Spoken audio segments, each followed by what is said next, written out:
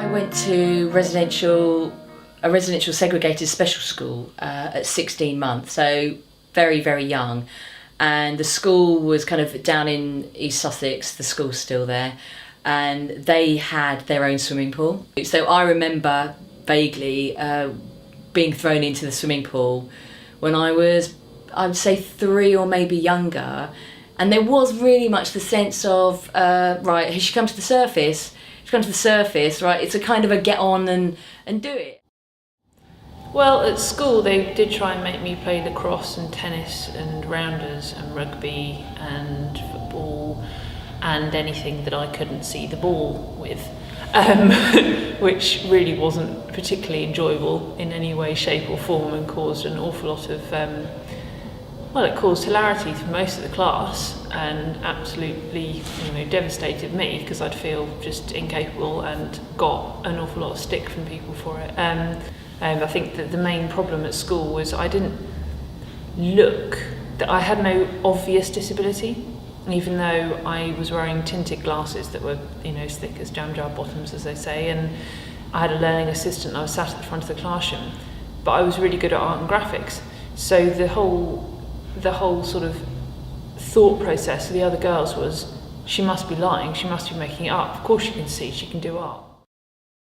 Yeah, I've got an eyesight disability called retinosis pigmentosa, which means I can see about that far. That's about it. In the dark, I can't see anything, nothing at all in the dark. I can't read print. I use a mobile phone that talks to me. So I wanted to find a sport that I could do. Obviously, the ball games are really difficult. Cricket, rugby, really difficult. I'm a Liverpool fan, so maybe I'd get a game at the moment for Liverpool because they're not that good. But, I couldn't do it at a great level. Judo lends itself to a visual impairment because it's tactile. You don't do judo until you've got hold of each other. So it's perfect for somebody like me who's got bad eyes. At the beginning, we stand about 3 or 4 feet apart, and it's quite difficult. But as soon as we get hold of each other, that playing field is dead level, and I can beat everybody. I've always been sporty, so I think sport's always been my thing. So all through school, PE and after school sport was the whole thing that kept me at school, really. And my passion was rugby. I ran as a youngster, I did club athletics when I was a bit younger, but rugby kind of took over, especially when I was 16, 17, 18 onwards. And I guess that was my dream. I was fortunate, I played for Essex, I played for Eastern Counties. My ambition was to be a professional rugby player. Yeah, I had a car crash when I was 21 years old in Australia. I was doing my gap year out there, a British gap year, which is drink from Sydney to Cairns in as many pubs as you can in a year. And literally about a week before I was due to come home, I had a car crash and lost my right arm. So transforming was probably one way to describe it. But I think the thing about Paralympians is, and I know many, is most of us have had life-changing accidents, and most of us have done the most stupid things. Mine crashing a car is pretty mundane. Some of them have got the greatest stories, and the thing for me is by getting back into sport, that meant everything would be all right. So I knew that I'd never play at the same level.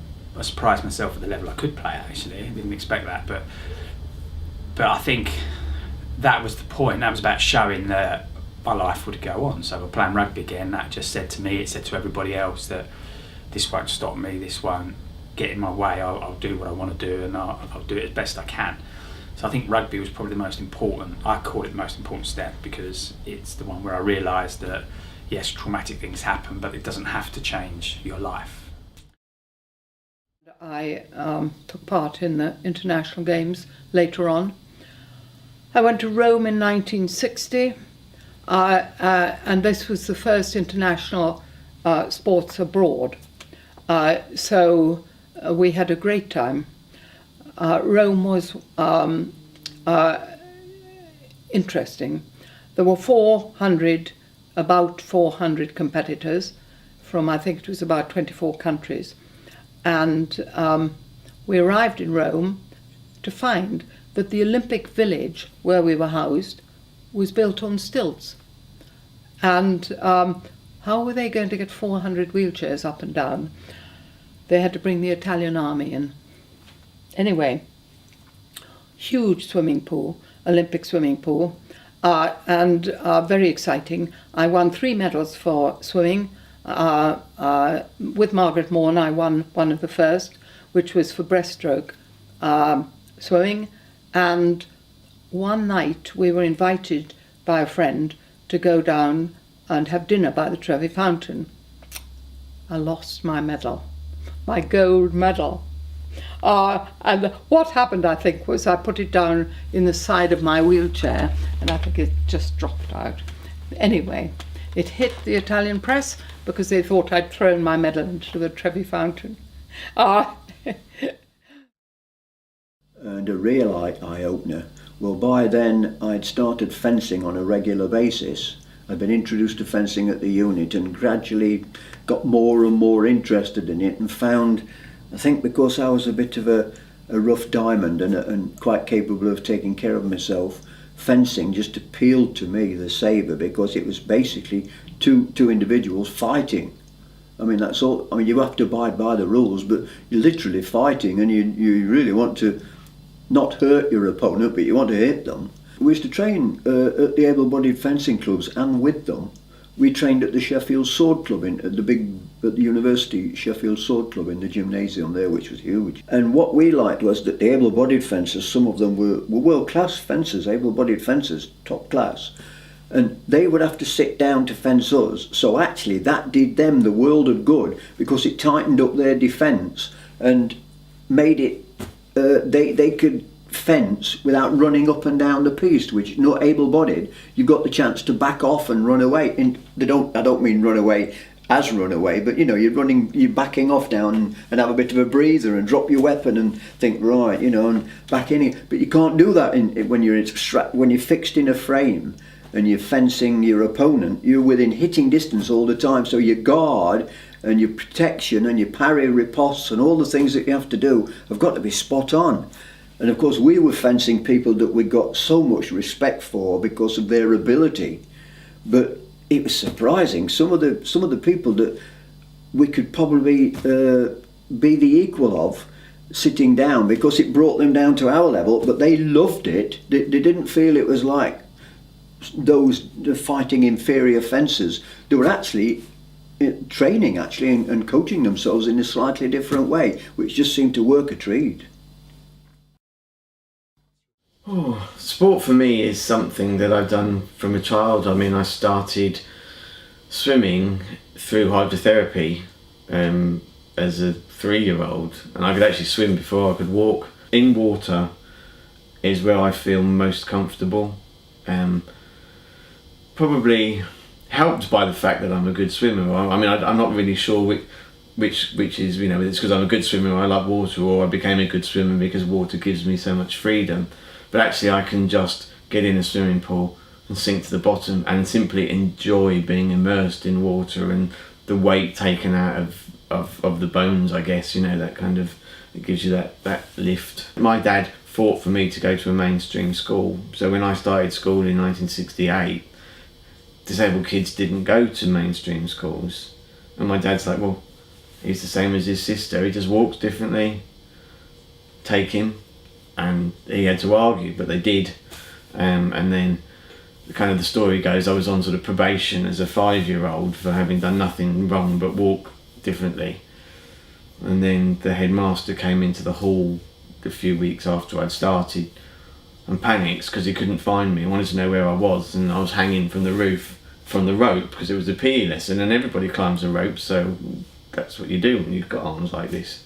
You don't necessarily need legs. I've never had to overcome my disability because I see myself, I'm a disabled person who faces challenges, but those challenges are often the things that are presented to me rather than my impairment in itself. My impairment just means I'm crap at walking, so I use a wheelchair.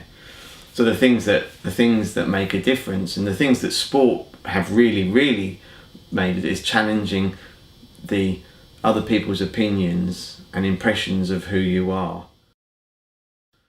So for me, finding a sport that I could excel at was just beyond my wildest dreams, and then I started competing, and loved it and got selected for the Athens Paralympic Games when I was just 16 years old. And I won a bronze medal very unexpectedly, and everyone cried. And I loved the experience that it gave me. When I went to Athens, I was so young, and it really, really changed me as a person.